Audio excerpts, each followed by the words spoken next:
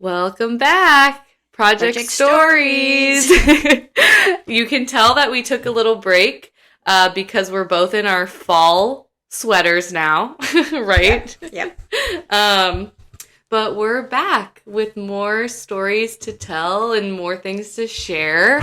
And today we kind of have an exciting mystery solved or topic uncovered. So, do you want to share what you found? Yes. My mom had some boxes of stuff that I've had them for years, and I never paid that much attention to what was in it because I knew most of it. I'd gone through it years ago. But one of the things that I saw and I started reading was a letter that she had written to her sister, Agnes, who lived in Denver at the time. And Agnes didn't have anything really. She never came to see us or anything. But my mother was very close to Agnes, and so she had started writing this letter right around in November when my dad got sick and was taken to the hospital. And as you remember, my dad started bleeding with his esophagus, so it was something that had to do with his liver. And she explained what had happened to my dad, and that he had started, bleeding from the mouth, and was taken eventually to Madison, Wisconsin, to the hospital. And he was there about 5 days. And through those days, they gave him transfusions because he'd lost a lot of blood. But the thing is, he eventually, according to my mother, and according to an autopsy, he died in a diabetic coma. Well, all those years that he was not feeling well, and he was always kind of sick and very, very tired, and he had diabetes. And I've talked to my son Randy and about it, and he said yes, there's a late kind of diabetes 1, right? Yeah, so I think what's interesting about this, or in an interesting tragic way, is that I also have type 1 diabetes, which is what we think Ralph had, right? Yeah, he did. He did. But maybe a certain type of type 1 diabetes known as LADA, and it's like Latin on late autoimmune diabetes something. So LADA is the acronym for it, and it is when it's a slow onset. So like when I was diagnosed when I was 12, right, it was maybe 6 months where I went from full pancreas function to no pancreas function. Whereas what I'm going to hypothesize for Ralph is that it was over like 5 or 6 years, right? Yes. That he started losing function of his pancreas to this point where he didn't have any. And after all of those years of that stress and extra sugar on his body, he had all these complications. Like, it really does make sense with everything that you were saying. Even like the kind of the yellow, different hue of his tint of his skin, right? I feel like all relates to just this malnourished body that he was living in. Is quite kind of interesting. Yeah. Yeah. So all these years, and my mother, she wrote, he died in a diabetic coma. I never remember my mother saying anything. I think there was something on the death certificate about diabetes, but that was never really brought up. And we thought maybe, well, it was towards the end of his life, he just was diagnosed with diabetes. Yeah. But when you die in a diabetic coma, you've had diabetes. Yeah. Yeah. So that was kind of like a wow. Yeah, because even type 2 diabetes, like, well, he wasn't, like, he didn't have any of the signs of type 2 of being overweight, right? No. And not that you can have type 2 diabetes and not be overweight, but typically you are, right? And I think you don't necessarily die of a diabetic coma with type 2. So it really is pointing to some variation of type 1 diabetes. And now we get to hypothesize, and maybe Randy mentioned, if we think that my diagnosis is at all linked to him. Right. Right. Yes. Is there a part that kind of started with him and Passed to me? Who Yes, knows? Well, yeah. because that's like what, he's my great grandpa, right? Mm-hmm. So that's how many generations? 1, 2, 3, three generations. It's not that far. Yeah. But That's an absolutely unknown. yeah. But it's very. My mother was very irritating in that way. I mean, In what way? everybody loved my mom, and she was just fun. But she never wanted to talk about the past. Denise, though, because Denise, when she was a kid, and I was working full time, and my husband had passed away. She really took care of Denise a long time, and it was kind of when Denise was like 9, 10, 11, and because she lived with us, my mom lived with us, and Denise has all kinds of different stories, the little funny stories about Grandma that I wasn't aware of. But when we talk now about Grandma, but it was like Grandma was, which we call her Grandma Grump. We also called her Grand Apple because she always had. When we were on the farm, we had apple trees, and so we were always fixing apples something. So we always called her Grand Apple. I love and that. Another thing about her name is she was not Esther. Her name was Esther Berglot. She never liked it, so she always called herself Pat. No. Yeah. So she was from how? Where does Pat come from? I don't know where Pat came from. She'd be like, "I'm Pat." Yeah, I'm Pat. Isn't that funny? That is funny. So, How did she? Wait, why did she get the name Grandma Grump?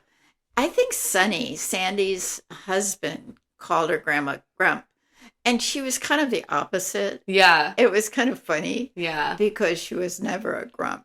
But, well, and I like Grand Apple is such a cute one. I know. Do you feel like she opened up to Denise? I think so. Because Denise always asked her questions. Yeah. And I thought, she knows a lot more about my mom because Denise was curious. My mother had a box of kind of her little things that she loved. And Denise would always want to get in there and talk about what was this and what was that. It was just like a little handkerchief somebody gave her. And then Denise, actually, when we had our 1999, we had here it is. We had a reunion in Washington State, and we had part of it at the house on the island. And she was there. That was the last reunion I think she was able to go to. And we had like 100 people there. I was there. Huge. I was there. I was 5 years old. Yeah, I have a picture of everybody. And so she was 10 years old here, posing in pictures to be sent to her grandparents in Loki, Stokey, Norway. I bet it's pronounced Lockstock. Lockstock. Yeah, Lockstock, Norway. And this was at the Hallberg family reunion in Seattle, Washington, 1999. And she made they're little things that you just put up. And so this was a typical Norwegian dress. And if we went to Sweden several different times, and if we were out and about, sometimes we'd see weddings. And a lot of the women that would go to the weddings would wear these traditional dresses, which is kind of fun. They wouldn't dress up in just normal dress. When did you go to Sweden as a kid? No, because Randy lived there. Right. Yeah. And still does. Yeah. So anyway, yeah. Well, I think maybe the funniest thing I've learned all day is that Esther would call herself Pat. I don't know why that, like... Oh, for years. Yeah, Yeah. for years. And then then I fixed her up with, I was teaching kindergarten when Denise was a kindergarten. I decided I'd teach kindergarten so I could do the same hours she did. But it wasn't in the same school. But I met this guy. He came to school every day, older guy, and he lived in an apartment in Kirkland. And his name was Alvison, and last name was Alvison. And he always picked up his grandgirls. And so he would always stop by and talk. And I was living in Kirkland at the time. I had a pretty big yard, which I never was able to take care of. And I loved my rose garden, but it was kind of going downhill. And he was in an apartment. He loved gardening. Yeah. So I said, why don't you just come over? You love gardening. I need a little help. Right? So he would come over. He had my rose garden perfect. I mean, it was so fun. So, and he was a very nice, sweet man. And I said, you're the same age as my mom. When she comes to visit, I've got you. You guys got to get together. Well, they got married. Wow. And how old were they when they got married? Oh, they were probably in their 70s. Oh my gosh. It's never too late. Let this be a reminder to us all. I know. It was such fun. However, the bad part of that was he actually had lung cancer and died within a couple of years. And she ended up really taking care of him through the end, and really was harmful for her because she became quite ill because of the stress and doing all that. But anyway, she and then that's when we moved to pretty much Whidbey Island, and she came with us. She came with us to after Whidbey he Island. passed away. Yeah. And and I was working. Then I had taken a leave of absence when Bill died from the Lake Washington School District, and I went to Whidbey Island and bought a 10-acre farm, which was another thing. But she, being on a farm as a kid, I mean, she was really good at doing everything. We have horses and a couple cows and chickens. Grandma Grandma Grump was good at. Yeah, and then we had apple trees there too. Oh yeah, we had a big orchard. A lot of the trees were really old. It was a very old house, and it had a lot of issues. Why I bought 10-acre farm without ever being a farmer? Yeah, why did you do that? Good question. I wish you still had that farm. I would be living there. It was an interesting place, and it had been, there was chicken coops in the back, a long line of chicken coops. And in the chicken coop, they had remodeled them and made them little apartments. So there were four little apartments. And in those apartments were actually bathrooms, little kitchen, and a little bedroom. And so Grandapple lived in one of those. And of course, the kids lived in the back house, especially the boys. Denise lived in the house with us. So they basically had their own little apartment. Yeah, and then I married Barry, my second husband, which was a kind of terrible thing to do, but I did. And he was a real estate person, and he was the one that got me into this 10-acre farm. Oh, that's how you met Barry. Well, I met him when I was in Kirkland after Bill died. I actually knew him because Bill and I were separated for almost a year. Well, that's a story for another time. Here's what I want to ask to wrap this one up. All right. Is there anything about the death, anything else you want to say about the death of your father, or even just like your mom's reaction to it, or her? Yeah. Any last reflections about that? Yeah. My mom, after he died, I don't think that she ever thought he was going to pass away. I think this was really a very strange occurrence for her that, at 49 or 50 years old, he could die. Yeah. I think when he went into Madison Hospital, she thought, well, they'll just fix him up and he'll get better and come back Yeah. home. Yeah. And she kind of, when she was writing that to her sister, he was only in there 5 days before he passed away. Yeah. So it wasn't a long-term illness. Mm-hmm.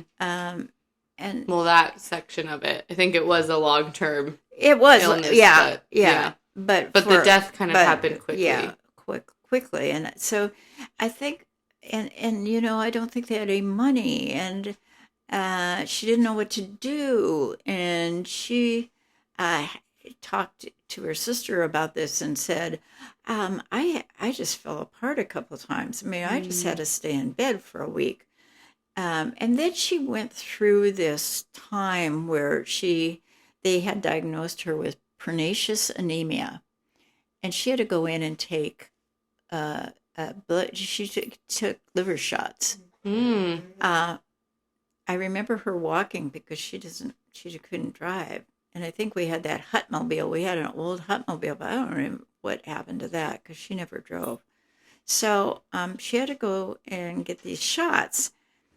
Eventually, they pulled all of her teeth. They pulled all her teeth out, and she actually got better. So probably a lot of her issues with that was because of, bad teeth. And, those people in those days, they didn't go to a dentist. They didn't have dentists. Yeah, yeah. That totally. she was born in 1904, so. Yeah, you're lucky if you're brushing your teeth. Well, I don't even know if they did that. Yeah, I don't know if they did that either. It's interesting because if you see pictures, old pictures, and I have tons of these old pictures from the 1800s, there is not one person that's smiling. Yeah. So I'm just wondering if it was about their teeth. Oh, I'm sure. And so did she wear dentures? Yep. Eventually she got dentures, but it kind of destroyed her face because they didn't put in dentures right away like they do now. Yeah. They wanted all of that to kind of clear up. And and then but that made her better, so she got better. And so there was probably some issues with her teeth that, was putting her down. But she went on with her life. But, she never told that story either. I know that story, but she never. And that's what was irritating to, I think, a lot of people. She never wanted to, even with the beautiful furniture she got from the Chapmans. It was old, and she did not like it. Yeah. I mean, we had beautiful furniture because these people were wealthy. And we had this one piece that was special to me because I was a piano player and I had taken so many lessons for so many years. This was a wonderful piano. And it was all hand carved. It was an upright, but it was big and heavy. And when we left Lancaster, she just left it. Yeah. My piano got left. So, because she just kind of she didn't want to ask for help, didn't want to bother with moving it, didn't I guess I'm trying to understand. She just didn't have nothing was precious to her. Yeah, isn't that funny? Yeah, I wonder if there's part of that is probably healthy, right? To kind of have a detachment, right? But then there are things that are precious, like a piano or yeah. That's interesting. I wonder what part of her life gave her that mentality, Yeah. Because I feel like that's definitely different than a lot of people, right? Especially in that era of holding on to stuff with the Great Depression, right? All of that. Because everything was precious. Yeah, everything. But to her... Yeah, but not to her. She didn't like that old stuff. She thought new stuff was always better. And of course she didn't have any money to buy new stuff, so we just kind of left stuff where we went. We lived in a lot of houses. One time I counted, I lived in 24 houses in my life. Oh my gosh! Wow. So she was such a interesting lady that she was able to be very dependent because of not being able to drive and not because she didn't have an education. not being able to make a lot of money Yeah. and do. It's like, it sounds like she's dependent, but also independent too, though. Like, it sounds like she wasn't really good at, like, do you think she was good at asking for help? Or, like, I don't know. She just lived her life day by day and enjoyed every year. I mean, she always enjoyed her life. And she loved living on the farm with me. Yeah. Me and Barry, and he had 3 kids that pretty much lived with us off and on because his wife was kind of doing her own thing. And yeah, so we had 6 kids, and she did all the washing. She made all the kids treats every day. They came home from school. She had made something for them to eat. You know, she loved being there, and everything that the kids did, she thought were pretty funny. Yeah. They were not funny. Yeah. Well, that depends on your perspective. No, it's Clearly. That's another mother. They weren't funny. Well, I'm excited to see that letter. I know you have it in Arizona where it outlines kind of this new information, and you know, hopefully that can, I think, knowledge is power, right? So for all family members, knowing that it might be interesting to keep an eye on someone's blood sugar, right? Yeah. Or even be tested for right. diabetes. And always, you know, the lesson learned with my mom is always take care of your teeth. You know, I don't know. Gosh. I don't know if people realize the impact of not taking good care of their teeth. They're right by your brain, right? If there's infection there, it's a quick travel. But yeah, there's so many things that can go wrong with you if you have problems with your teeth. All right, that's the PSA of this is remember to floss. From Dr. From Dr. Pat. Okay, well, that's going to conclude this one, and we'll see you back here again. Okay.